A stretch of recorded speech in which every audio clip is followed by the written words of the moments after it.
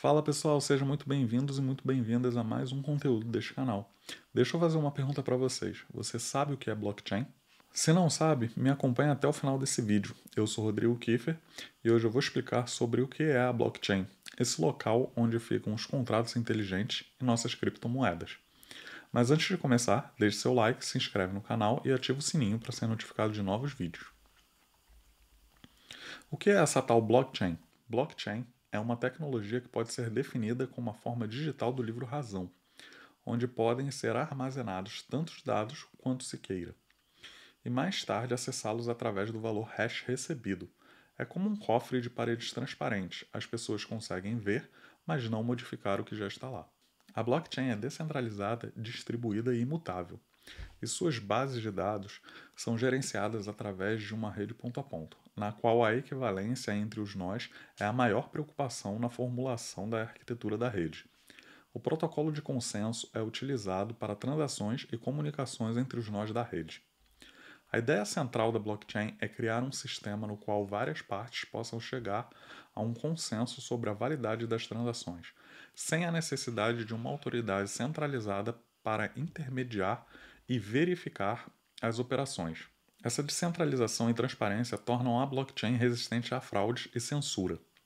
A tecnologia blockchain é composta por blocos de informações que são conectados em sequência, formando a cadeia, por isso o nome chain. Cada bloco contém um conjunto N de transações confirmadas em um registro criptográfico, chamado de hash, que é a representação única e segura do bloco anterior. Qualquer mudança no bloco irá gerar um novo hash, fazendo com que todos os demais blocos minerados sejam afetados e invalidando a cadeia. Isso torna a blockchain segura. Se o registro de uma transação apresentar erro, deverá ser adicionada uma nova transação, e ambas as transações estarão visíveis na rede. A blockchain é o princípio subjacente por trás das criptomoedas. Todas as transações que ocorrem na rede ficam registradas na blockchain. Uma rede blockchain geralmente é descrita como descentralizada porque é replicada por muitos participantes da rede, cada um colaborando em sua manutenção. Além de descentralizada e colaborativa, as informações registradas na blockchain também são imutáveis. Essa propriedade de imutabilidade garante aos participantes que suas informações estão seguras e protegidas. Com a tecnologia blockchain no setor financeiro, os participantes podem interagir diretamente e fazer transações através da internet sem a interferência de terceiros, como por exemplo bancos. Tais transações através da blockchain não compartilharão nenhuma informação pessoal sobre o participante e criam um registro de transação criptografando as informações de identificação. O recurso mais interessante da blockchain é que ela reduz bastante as possibilidades de violação de dados, em contraste com os processos tradicionais, onde vira e mexe tem dados vazados por aí. Na blockchain, existem várias cópias compartilhadas do mesmo bloco, o que dificulta a realização de um ataque de violação de dados ou ataque cibernético. Com todos os recursos resistentes a fraudes, a tecnologia blockchain tem um potencial de revolucionar vários setores de negócios e tornar os processos mais inteligentes, mais seguros, mais transparentes e mais eficientes em comparação com os processos de negócios tradicionais. Quais os recursos da tecnologia? Descentralização. A descentralização da blockchain refere-se à transferência do controle e de decisões de uma entidade centralizada, indivíduo, organização ou grupo, para uma rede distribuída. As redes blockchain descentralizadas usam a transparência para reduzir a necessidade de confiança entre os participantes. Essas redes também impedem que os participantes exerçam autoridade ou controle entre si de forma que comprometam a funcionalidade da rede. Imutabilidade. Isso significa que não pode ser mudado ou alterado. É como eu comentei antes, nenhum participante poderá violar uma transação depois que alguém registrá-la sem impactar toda a cadeia de blocos. Consenso. Um sistema de blockchain estabelece regras sobre o consentimento dos participantes para o registro das transações, geralmente no início da rede, ou bloco de gênese, o primeiro bloco da rede. Você poderá registrar novas transações quando a maioria dos participantes da rede der seu consentimento, ou seja, os participantes da rede podem invalidar um bloco. Exemplo: se o minerador de Bitcoin colocar a recompensa fixa acima do valor atual de 6,25 bitcoins, a rede vai invalidar aquele bloco minerado porque ele não está de acordo com as regras estabelecidas. E se você quiser entender mais sobre essas recompensas de mineração, assista ao vídeo do halving que eu fiz. Vou deixar o card aqui em cima para vocês clicarem depois. Algoritmo hash. O algoritmo de hash, ou SHA-256, é o suficiente para manter a segurança da rede. Se hackers quiserem atacar a rede hoje, eles precisariam de mais de 50% de processamento dos supercomputadores existentes atualmente. Além disso, precisam minerar todos os blocos novamente para validar o novo hash gerado. Agora eu vou compartilhar a tela com vocês aqui e mostrar como a blockchain funciona e como o algoritmo de hash também funciona. Aqui nesse primeiro momento eu estou trazendo um desenho de como são as redes.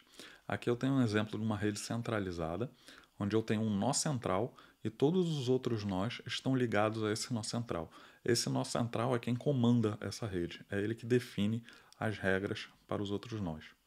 Na rede descentralizada, a gente também tem alguns nós centrais, entre aspas, que tem nós ligados a ele, mas todos os nós centrais se comunicam entre si ali. Dessa forma, ela se torna descentralizada. Se acontecer alguma coisa com esse outro nó assume e por aí vai. Na rede distribuída, todos os nós falam entre si. Ela é como uma teia de aranha ali, né? Todos os nós estão se conectando entre si e não tem ninguém centralizado ali, ninguém comandando nada. Como funciona as transações na blockchain? Por exemplo, o usuário solicita uma transação, um bloco é criado com essa transação que ele solicitou. Esse bloco é transmitido para a rede distribuída de nós. Todos os nós da rede validam a transação, né? Esses validadores recebem uma recompensa por essa validação, por esse trabalho, pela mineração, enfim. No caso da rede Bitcoin, eles recebem em Bitcoin. No caso da rede Ethereum, recebem Ethereum. Na rede Polygon, recebem Polygon. Enfim, depende da rede blockchain e sua moeda específica, né? Normalmente é assim que funcionam as recompensas, né? Uma vez que o bloco está validado, ele é adicionado na cadeia e aquela transação é finalizada. Aqui eu tenho um exemplo para vocês de como funciona a blockchain. Aqui nesse exemplo, né, nesse site que é o demoblockchain.org, eu vou deixar o link desse site aqui embaixo na descrição para vocês. Aqui a gente tem um exemplo com 5 blocos, né, uma cadeia de 5 blocos, onde a gente vê aqui que no bloco Gênesis ele não tem um hash prévio, né, e que ele tem esse hash gerado que seria desse bloco, e esse hash prévio ele está aqui nesse bloco, no segundo bloco. O segundo bloco também tem um hash gerado que está no terceiro bloco. E o que acontece? Se eu alterar aqui os dados desse bloco, por exemplo, colocar meu nome, você vê que o hash dele já mudou. E todos os blocos subsequentes quebraram, foram invalidados. O que teria que ser feito para corrigir esse problema? Eu teria que minerar todos os blocos a partir daquela mudança para poder ter a rede novamente funcionando e validada. Então, qualquer bloco onde eu faça uma alteração, ele é automaticamente invalidado, ele e todos os seus subsequentes. Como funciona aqui a questão do hash? Você vê aqui, por exemplo, se eu colocar a letra A maiúsculo, ele gera um hash. Se eu colocar A minúsculo, ele gera outro hash. Meu nome é um hash. Se eu colocar com R maiúsculo, é outro hash. O hash tem sempre a mesma quantidade de caracteres. É isso que seria como se fosse a assinatura que ali no bloco, o bloco seguinte leva como informação. Por exemplo, como funciona uma blockchain mais ou menos próxima da realidade, né? Aqui eu tenho o bloco 1, onde eu tenho as transações de Darcy para Bingley, de Elizabeth para Jane, etc., com valores do que está sendo feito, né? Do que está sendo transacionado. Ele tem esse hash que está aqui como assinatura, como hash anterior do segundo bloco, né? O hash do primeiro bloco vai no segundo bloco, do segundo bloco vai no terceiro bloco, e assim sucessivamente. Se eu alterar aqui um valor de esses 97 aqui para 90, por exemplo, aquela mesma situação, né? Esse bloco é quebrado e todos os seus subsequentes também são quebrados, havendo a necessidade de mineração novamente de todos os blocos subsequentes àquele. Então você imagina, por exemplo, um hacker querendo alterar a blockchain do Bitcoin. Como a gente viu no outro vídeo, que eu mostrei a mempool, e ela está aqui novamente, a rede do Bitcoin ela já tem mais de quase 800 mil blocos minerados. Então você imagina uma alteração e eu ter que minerar todos aqueles blocos novamente. Não é uma mineração rápida, é bem demorada, cada bloco sai em média de 10 em 10 minutos. São vários mineradores atuando ao mesmo tempo, alguns blocos demoram um pouco mais, aqui 32 minutos, 48 minutos, 14 minutos, tudo depende da capacidade computacional. Essas máquinas que mineram é, o, na rede Bitcoin, elas não são baratas, não são placas baratas, então não seria uma coisa muito trivial de ser feita. Aqui eu tenho o Etherscan, né, que é o scan da blockchain da rede Ethereum, que a gente tem a quantidade, os últimos blocos minerados, que é as últimas transações feitas. E, por exemplo, se eu entrar aqui numa transação, eu consigo ver que esse é o hash da transação, a assinatura da transação, o recibo, né?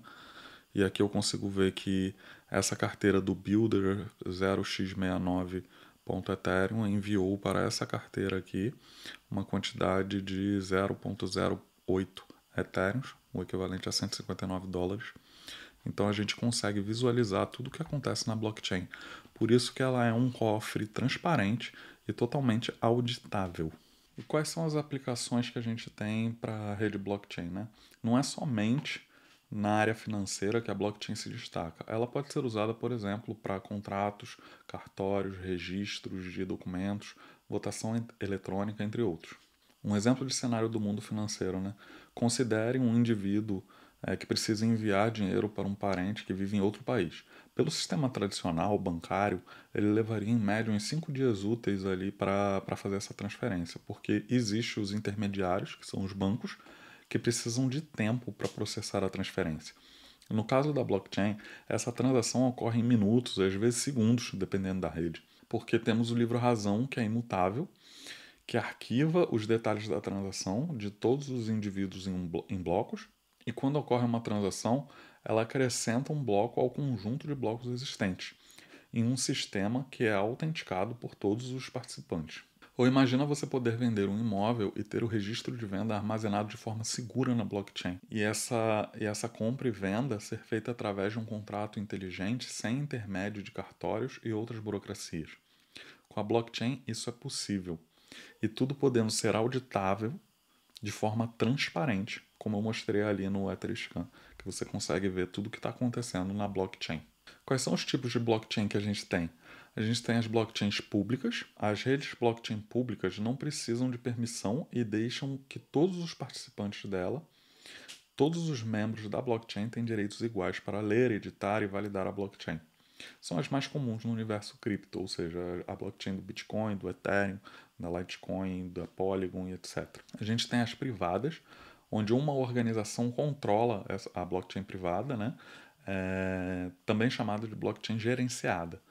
A autoridade determina quem pode ser membro e quais os direitos que esse membro terão na rede. A autoridade, no caso, é quem gerencia aquela blockchain. As blockchains privadas são apenas parcialmente descentralizadas. Um exemplo é a Ripple, que é uma rede de câmbio de moedas digitais para empresas. A gente tem as blockchains híbridas. As blockchains híbridas combinam elementos das redes públicas e privadas. As empresas podem configurar um sistema privado baseado em permissão juntamente com o sistema público. Por exemplo, blockchains híbridas podem conceder acesso público a moedas digitais, enquanto as moedas de propriedade do banco são mantidas privadas. Talvez as CBDCs utilizem esse formato. Para quem não sabe o que é CBDC, é Central Bank Digital Currency, ou as moedas digitais que estão aí para ser lançadas, como o real digital, por exemplo. A gente tem do tipo consórcio, que são organizações previamente selecionadas, compartilhando a responsabilidade de manter a blockchain e determinar os direitos de acesso aos dados. Por exemplo, a Global Shipping Business Network é um consórcio de blockchain sem fins lucrativos, que pretende digitalizar a indústria de transportadoras e aumentar a colaboração entre os operadores da indústria naval. Bom, eu fico por aqui. Espero ter ajudado vocês a entenderem um pouco mais sobre a blockchain, seu funcionamento e aplicações. E se você assistiu até aqui, comenta um eu fiquei e comenta também alguma coisa legal. E me diz também o que você está achando dos conteúdos e o que gostaria de ver por aqui. Não esquece de deixar o seu like, se inscrever no canal e ativar o sininho. Compartilhe com seus amigos e até a próxima.